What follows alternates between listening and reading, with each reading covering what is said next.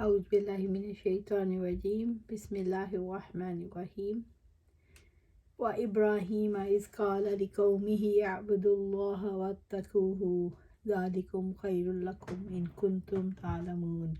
اور ابراہیم علیہ السلام کو بھیجا جب اس نے اپنی قوم سے کہا اللہ تعالیٰ کی عبادت کرو اور اس سے ڈر جاؤ، یہی تمہارے لیے بہتر ہے اگر تم جانتے ہو۔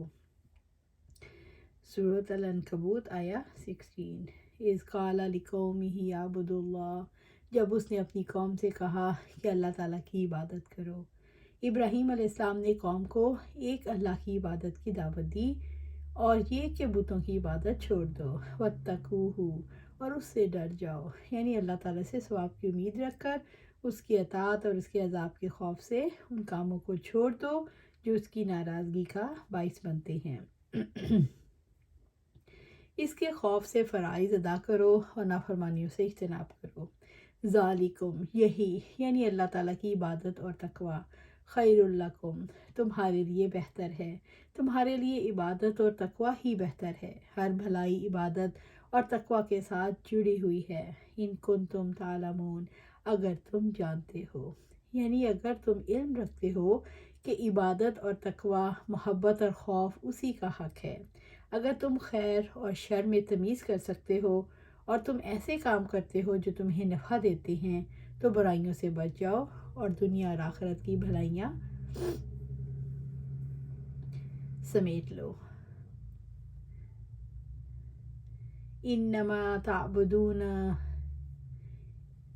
من دون اللہ اوثانا وتخلقون افکا ان الذین تعبدون من دون اللہ لا یملکون لکم رزقا فابتغوا عند اللہ رزقا واعبدوہ واشکروا لہ الیہ ترجعون۔ اللہ تعالیٰ کی بجائے تم بتوں کی عبادت کرتے ہو اور تم جھوٹ کھڑتے ہو۔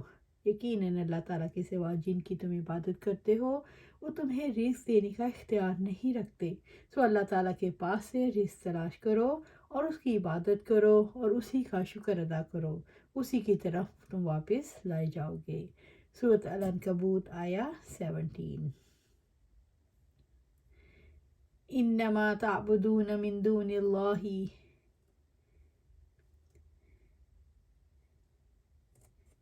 اوثانا، اللہ کی بجائے تم بتوں کی عبادت کرتے ہو، یعنی اللہ کے سوا تم جن کی عبادت کرتے ہو وہ محض خود ساختہ معبود ہیں جن کے تم نے نام رکھ لیے ہیں، جن کے کچھ احکام گھڑ لیے ہیں۔ وَتَخْلُقُونَ افکا، اور تم جھوٹ کھڑتے ہو۔ بت پتھر کے ہوں، مٹی، پیتل یا چونے کے ہاتھوں سے بنائے جاتے ہیں، سن نہیں سکتے لیکن انہیں پکارا جاتا ہے، اس اعتبار سے افک بڑا جھوٹ ہے۔ بت نہ نفع پہنچا سکتے ہیں نہ نقصان، لیکن انہیں نفع پہنچانے والا نقصان سے بچانے کے لیے پکارا جاتا ہے۔ بتوں کو ہاتھوں سے تراشا جاتا ہے اور یہ سمجھا جاتا ہے ان میں مشکل کشائی اور حاجت روائی کی خصوصیات پیدا ہو گئی ہیں، جبکہ انسان جانتا ہے کہ اس کے اپنے ہاتھوں میں یہ بھی خصوصیات نہیں، تو جن ہاتھوں سے وہ بتوں کو تراشتا ہے ان میں کیسے یہ خصوصیات پیدا ہو سکتی ہیں، اس لیے یہ افک ہے۔ انسان اپنے ہاتھوں سے بت تراش کر ان سے امیدیں باندھتا ہے، اس کا حقیقت سے تعلق نہیں، اس لیے یہ افک ہے۔ ان الذین تعبدون دون اللہ، یقیناً اللہ تعالیٰ کے سوا جن کی تم عبادت کرتے ہو،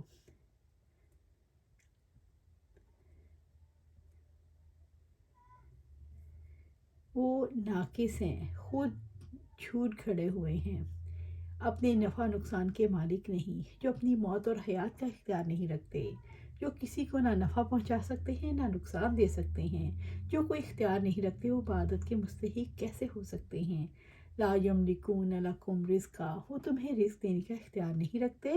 ابن عباس رضی اللہ تعالیٰ فرماتے ہیں اپنے ہاتھ سے تراش کر بت بناتے ہو، یہ بت تمہیں کیا روزی دیں گے، روزی تو اللہ ہی کے پاس ہے، اللہ ہی دیتا ہے، اس سے مانگو۔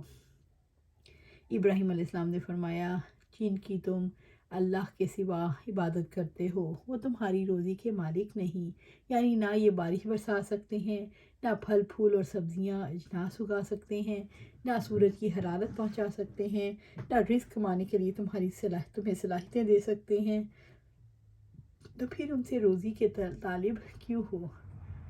فَأَبْتَغُوا عِنْدَ اللَّهِ الرِّزْقَ، سو اللہ تعالیٰ کے پاس سے رزق تلاش کرو۔ اللہ تعالیٰ رازق ہے، وہ دنیا میں بھی اپنے بندوں کو نعمتیں عطا کرتا ہے اور آخرت میں بھی وہی دے گا، اسی سے اس کی رضا اور قرب تلاش کرو۔ وَاعْبُدُوهُ، اور اسی کی عبادت کرو۔ وَاشْكُرُوا لَهُ، اور اسی کا شکر ادا کرو۔ الیہ ترجعون، اسی کی طرف تم واپس لائے جاؤ گے۔ جب تم اسی کی طرف واپس جاؤ گے وہ تمہیں تمہارے اعمال کا بدلہ دے گا، اور جو تم چھپاتے ہو، جو ظاہر کرتے ہو، اس کے بارے میں تمہیں بتائے گا۔ اس لیے اس کے پاس نہ لوٹنا، شرک کر کے نہ جانا۔ اپنی زندگی میں ان کاموں میں رغبت رکھو جو اللہ تعالیٰ کو راضی کرتے ہیں، جو اس کے قریب کرتے ہیں، اور ان کاموں ہی پر وہ تمہیں ثواب دے گا۔ وَإِن تُكَذِّبُوا فَقَدْ كَذَّبَ أُمَمٌ مِّن قَبْلِكُمْ وَمَا عَلَى الرَّسُولِ إِلَّا الْبَلَاغُ الْمُبِينُ، اور اگر تم جھٹلاتے ہو تو تم سے پہلے بھی بہت سی قومیں جھٹلا چکی ہیں، اور رسول پر صاف صاف پیغام پہنچا دینے کے سوا کوئی ذمہ داری نہیں۔ سورۃ العنکبوت آیا 18۔ وَإِن تُكَذِّبُوا فَقَدْ كَذَّبَ أُمَمٌ مِّن قَبْلِكُمْ، اگر تم جھٹلاتے ہو تو تم سے پہلے بھی بہت سی قومیں جھٹلا چکی۔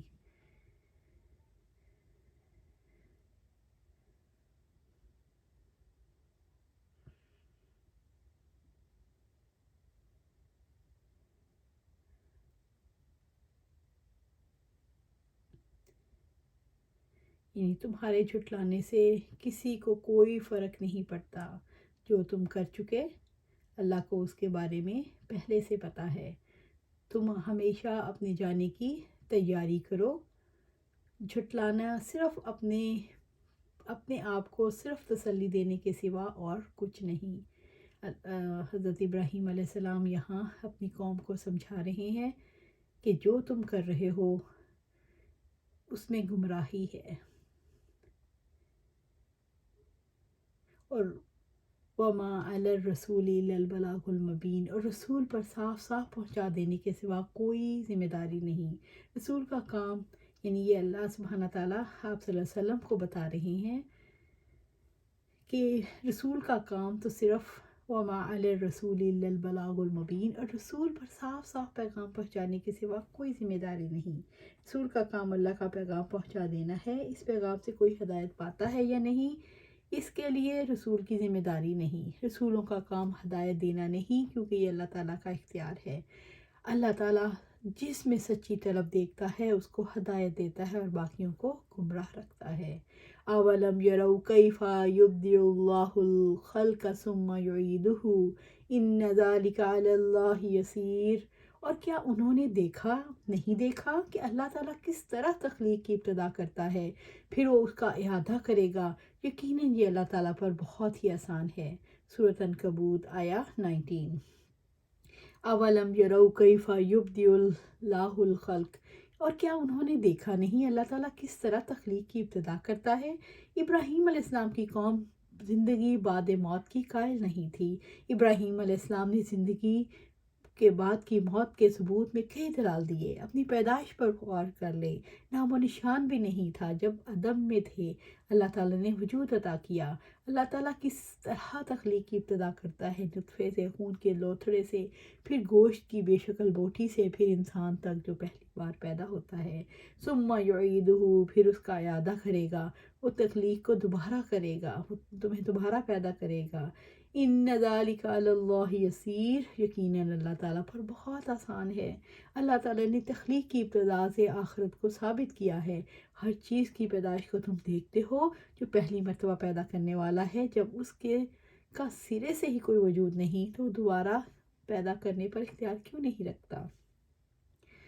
قل سیروا فی الارض فانظروا کیف بدأ الخلق ثم اللہ ينشئ النشأة الآخرة ان اللہ علی کل شیء قدیر۔ آپ کہہ